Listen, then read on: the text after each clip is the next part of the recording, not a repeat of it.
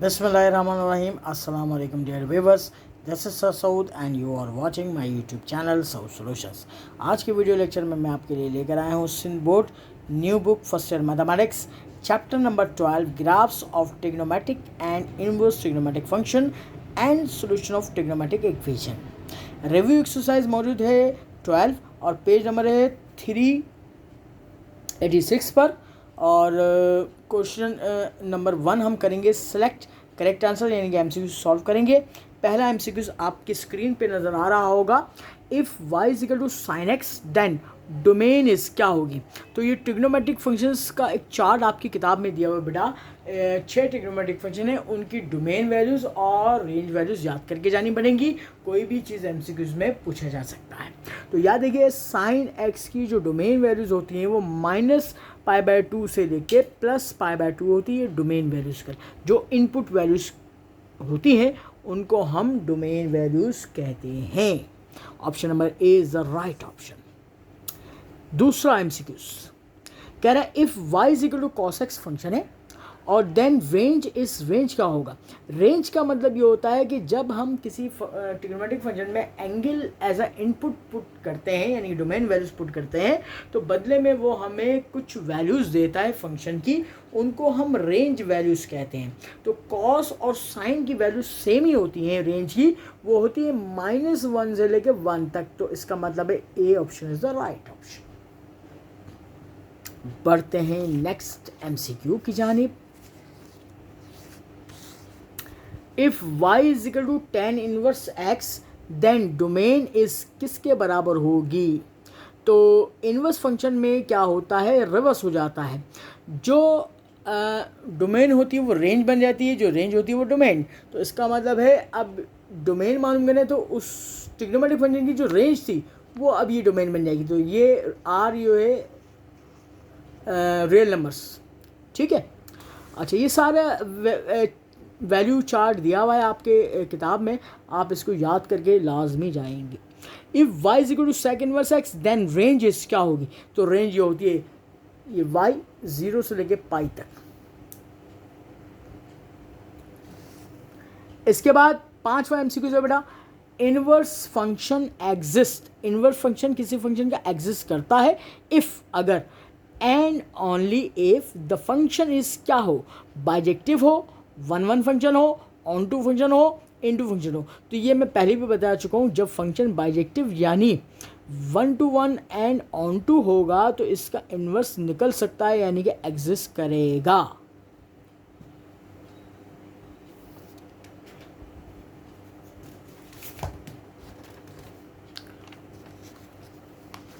Next MCQ, छठा MCQ से बेटा कॉट इनवर्स एक्स किसके बराबर होगा इन 4 ऑप्शन में से। तो याद रखिएगा आपको कुछ रिजल्ट्स याद करके जाने पड़ेंगे जो आपकी बुक में गिवन है। Cot inverse x plus tan inverse x बराबर है π/2 के। हमसे उसने किसकी वैल्यू मांगी है, कॉट इनवर्स एक्स। तो प्लस का टैन इनवर्स को उधर घुमा दीजिए, तो कॉट इनवर्स एक्स की वैल्यू क्या हो जाएगी, π/2 minus tan inverse x. Option number A से मैच कर रहा है, राइट टिक कर दीजिए। इसके बाद 7वां एमसीक्यू बेटा देखिए, सेक साइन इनवर्स 1-1/2 मालूम करना है। आप क्या करोगे बेटा, आप ये करोगे कैलकुलेटर से इस्तेमाल करोगे। साइन इनवर्स -0.5 -30 होगा, ठीक है। कॉस माइनस, अब देखो कॉस -30 वैल्यू निकाल लो, क्योंकि कैलकुलेटर में सेक का बटन नहीं होता। कॉस -30 की वैल्यू निकालोगे √3/2 होगा। अब हमें चाहिए सेक की, तो इसको पलटा दो, रिवर्स कर दो, तो 2/√3 हो जाएगा। ऑप्शन नंबर ए से मैच कर लेगा। तो आपने साइंटिफिक कैलकुलेटर इम्तहान में लाजमी लेके जाना है और इसका इस्तेमाल करना है।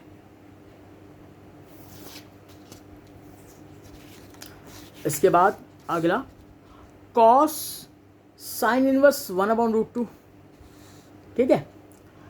कॉस साइन इनवर्स आप ये कैलकुलेटर का इस्तेमाल करेंगे, साइन इनवर्स 1/√2 ये आपके पास हो जाएगा 45 डिग्री। तो कॉस 45 की वैल्यू निकालेंगे 1/√2 और ऑप्शन नंबर डी से मैच कर गया। ये फॉर्मूले याद करके जाने पड़ेंगे, बुक में मौजूद है, आपने इस्तेमाल भी किया एक्सरसाइज में। तो cos inverse A plus cos inverse B बराबर होगा A option. Cos inverse A B plus है तो यहाँ माइनस आएगा, √1 minus A square multiply by 1 minus B square.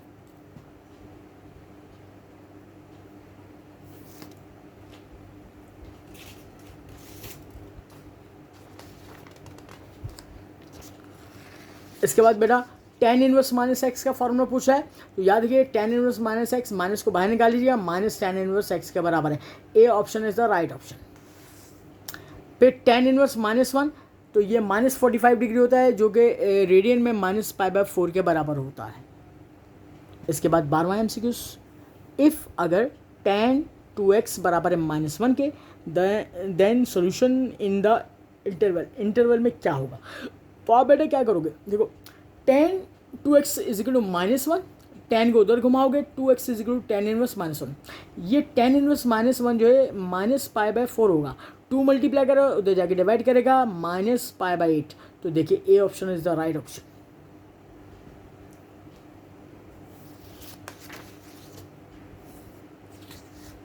इसके बाद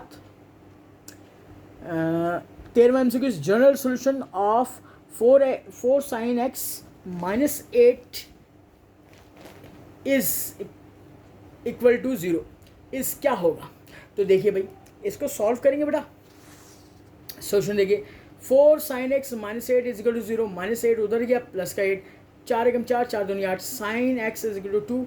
अब साइन को उधर घुमाएंगे, साइन इनवर्स, तो x बराबर साइन इनवर्स 2, और ये 2 तो डज नॉट बिलोंग्स टू, क्योंकि हमारे पास रेंज क्या होती है -1 से 1 होती है, ये तो 2 आ गया, तो नॉट पॉसिबल। तो option D is the right option.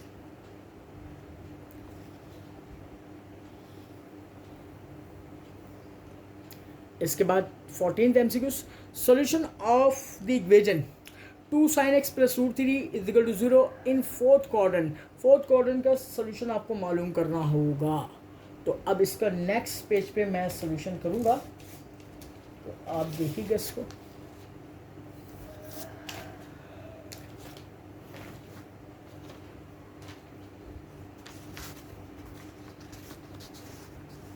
देखिए हमने लिखा 2 sin x plus √3 is equal to 0, √3 को उधर शिफ्ट किया, माइनस का √3, 2 मल्टीप्लाई करा उधर जाके डिवाइड करेगा। अब आप साइन को उधर घुमाएंगे, साइन इनवर्स, तो साइन इनवर्स जो है -π/3 यानी कि -60 के बराबर होगा। -60 जो है फोर्थ क्वार्टर में क्लॉकवाइज डायरेक्शन में आएंगे, तो -60 यहाँ पर बनेगा फोर्थ क्वार्टर में। तो ये ऑप्शन में ये आपके पास मौजूद है -π/3।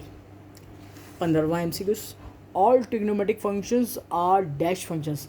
तो कौन से फंक्शंस कहलाते हैं, पीरियोडिक फंक्शन कहलाते हैं, इवन फंक्शन कहलाते हैं, इंजेक्टिव कहलाते हैं, बाइजेक्टिव। तो याद रखिएगा ऑल ट्रिग्नोमेट्रिक फंक्शंस जो हैं वो पीरियोडिक फंक्शन कहलाते हैं। 16वां एमसीक्यू, ये कह रहा है कि general solution of every trigonometric equation consist, मौजूद होता है, शामिल होता है, ऑफ क्या, इनफाइनाइटली मैनी सॉल्यूशन एग्जिस्ट होते हैं इसमें। यानी कि किसी भी ट्रिग्नोमेट्रिक फंक्शन को सॉल्व करते हैं तो उसमें एक सॉल्यूशन नहीं होता, इनफाइनाइटली मैनी सॉल्यूशन हो सकते हैं। ये आपकी शुरू की जो डेफिनेशन है बुक मौजूद, उसमें तमाम बातें लिखी हुई हैं। इसके बाद 17वां MCQ, the period of cos theta is, cos theta का पीरियड होता है 2π। हाँ, क्योंकि वो क्या करता है, हर 2π यानी कि 360 डिग्री के बाद अपनी वैल्यूज को रिपीट कर रहा होता है। 18वां MCQ, one solution of sec x is equal to -2। तो आप कैसे इसको सॉल्व करेंगे बेटा, देखिएगा sec x is equal to -2, इसको रिवर्स कर दें तो क्या हो जाएगा, कॉस बन जाएगा, इसको रिवर्स करेंगे -1/2 बन जाएगा। अच्छा, कॉस को उधर घुमाएंगे, कॉस इनवर्स -0.5, ये होगा 2π/3, ठीक है। 2π/3 120 डिग्री के बराबर होता है। तो इसका मतलब option number A is the right option. 19th MCQ, अब देखिएगा 19 एमसीक्यूज में कह रहा है if cos theta is equal to -1/2 and sine theta is -√3/2 then theta क्या होगा। तो अब आप देखें, यानी कि अब आपके पास दो मुख्तलिफ इक्वेशंस दी हुई हैं। तो अब इसका ट्रिक ये करना पड़ेगा कि इन ऑप्शंस में से एंगल को उठाकर बारी बारी दोनों इक्वेशन में पुट करके वेरीफाई करना पड़ेगा। तो नेक्स्ट पेज पे मैंने वेरीफाई किया है, देखिएगा इसको।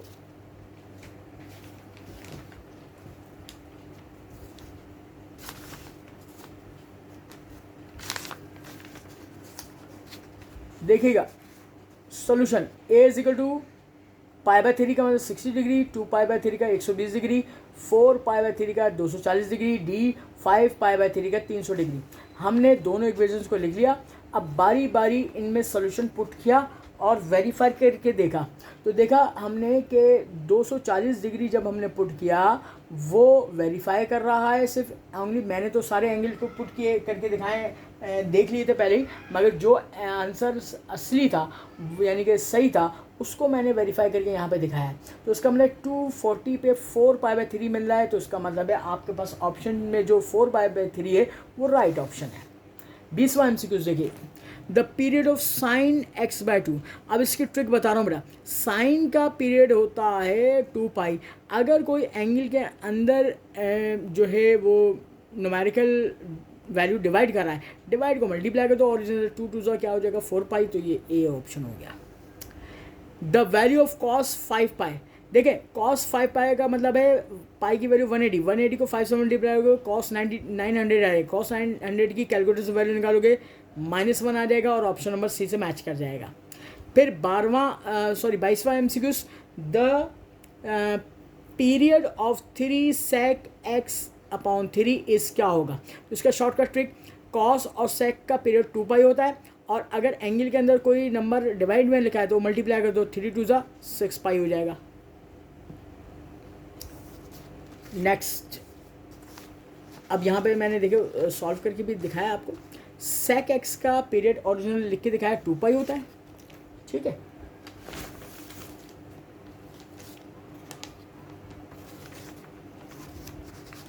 अब 3 जो है एम्पलीट्यूड को शो करता है, इसका पीरियड से कोई ताल्लुक नहीं होता, बस आपने 3 को 2 से मल्टीप्लाई करना, 3 2 6π हो गया। 23वां MCQs, the period of 7 10 7x। अब 10 का पीरियड क्या होता है, पाई होता है बेटा, और अगर एंगल के अंदर कोई नंबर मल्टीप्लाई कर रहा है उसको डिवाइड में ले आओ तो ये क्या हो जाएगा π/7 हो जाएगा। तो option number C is the right option. ये पूरी ट्रिक्स हैं। और स्टूडेंट्स आज के इसके साथ ही आज का अपना वीडियो लेक्चर मैं एंड करता हूँ। मज़ीद एमसीक्यूज़ की सीरीज़ के सोल्यूशन को जानने के लिए, सवालात के सोल्यूशन को जानने के लिए, थ्योरी के सोल्यूशन को जानने के लिए देखते रहिएगा सोल्यूशंस। इसको सब्सक्राइब करना ना भूलिएगा, बेल आइकन का बटन प्रेस करें, लाइक करें, शेयर करें अपने दोस्तों के साथ। अपना बहुत ख्याल रखिएगा। अल्लाह हाफिज़।